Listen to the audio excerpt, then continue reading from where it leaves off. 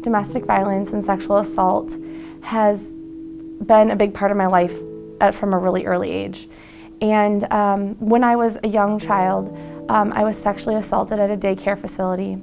And then as I grew up, I was abused physically, emotionally, verbally by a family member. By the time I was 17, I had been raped by a boyfriend.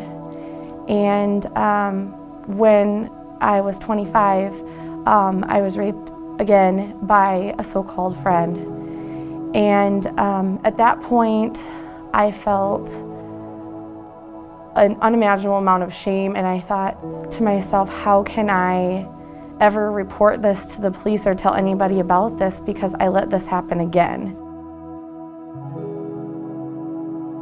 I moved back to the state of South Dakota, and I was having a really tough time, and I actually stumbled across the Compass Center website by accident.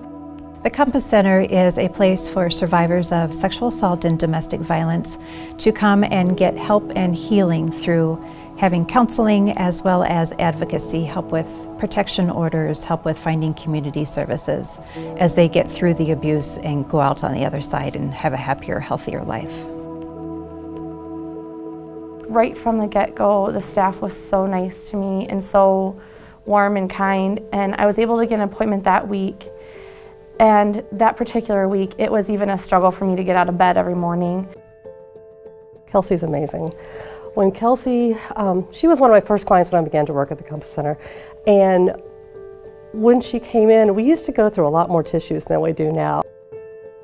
I don't think I could have handled it if one more person told me that it was my fault or that I should have done something else, or they questioned what I had done or hadn't done in my situation.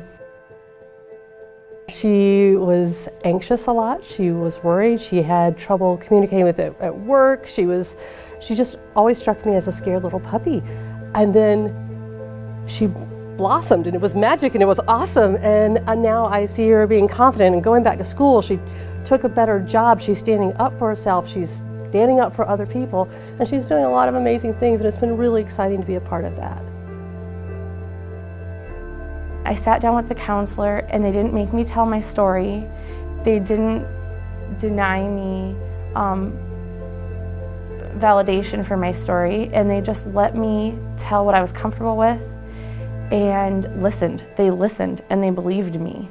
Their stories weren't heard and weren't acknowledged, and they weren't given any credence.